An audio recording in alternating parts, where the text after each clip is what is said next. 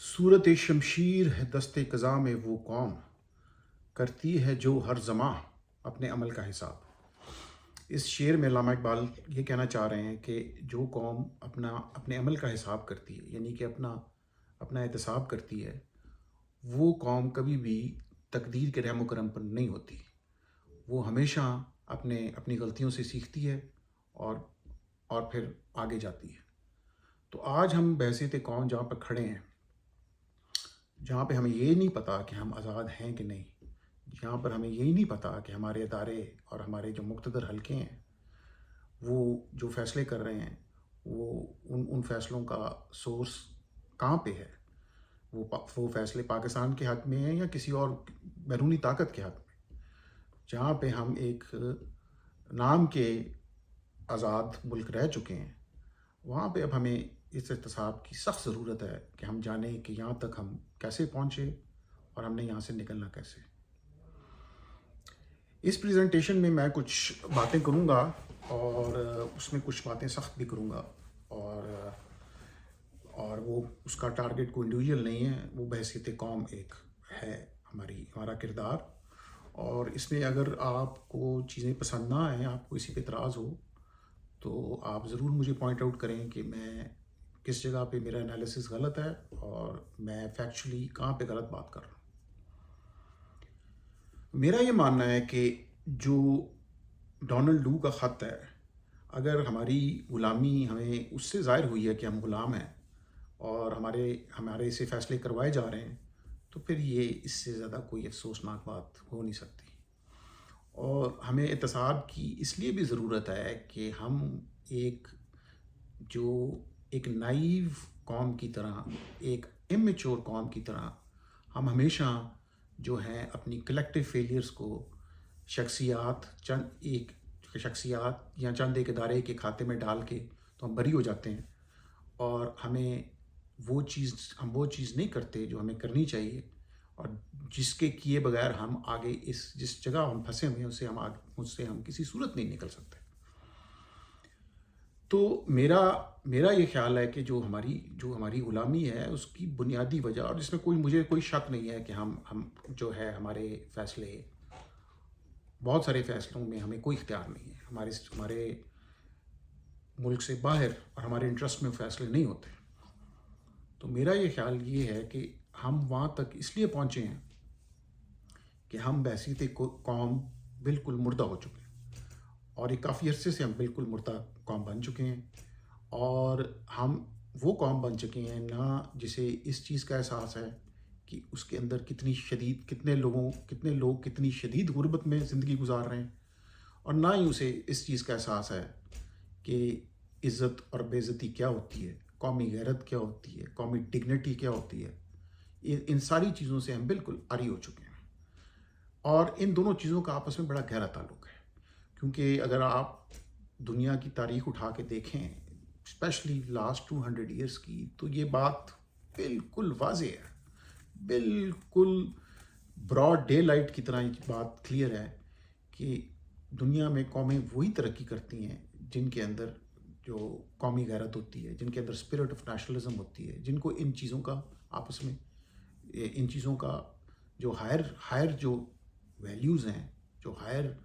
aspirations ہیں، collective aspirations, ان کو وہ سمجھتی ہے،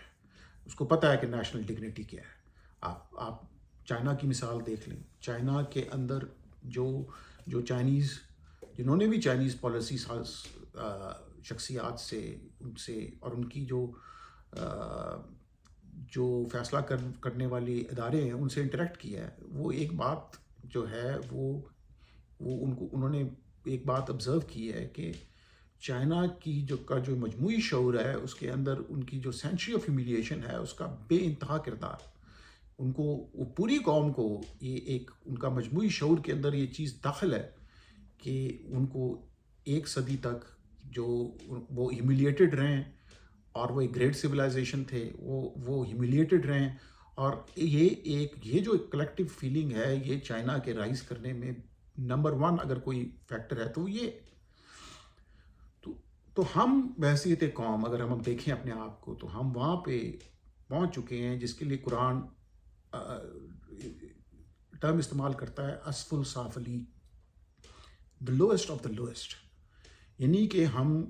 اس سطح پہ، جانوروں کی سطح پہ ہیں جہاں پہ صرف جو elementary basic needs of eating and procreation, اس سے آگے ہم کلیکٹیولی ایز اے نیشن وہ ایموشن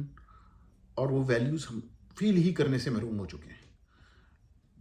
جو ہائر ویلیوز جو انسان کو بھی اور معاشرے کو اوپر اٹھاتی ہیں، جن کا تعلق آنر، ڈگنیٹی، سچائی، عزت، بے عزتی، قومی غیرت، یہ ساری چیزیں یہ لفظ ہمارے لیے بے معنی ہو چکے ہیں بحیثیت مجموعی،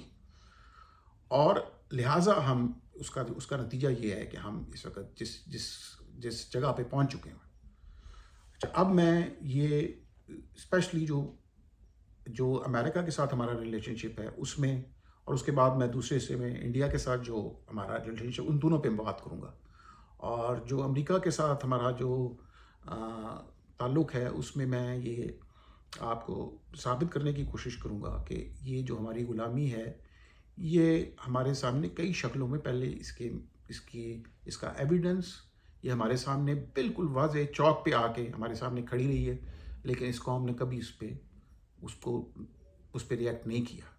یہ ڈونلڈ لو کا خط نہیں ہے جس سے یہ ثابت ہوا ہے کہ ہم غلام ہیں، اس سے پہلے بھی بہت چیزیں واضح طور پہ پبلک اسکوائر میں ہمارے سامنے آتی رہی ہیں، لیکن یہ قوم جو ہے ایک ڈرگ ایڈکٹ کی طرح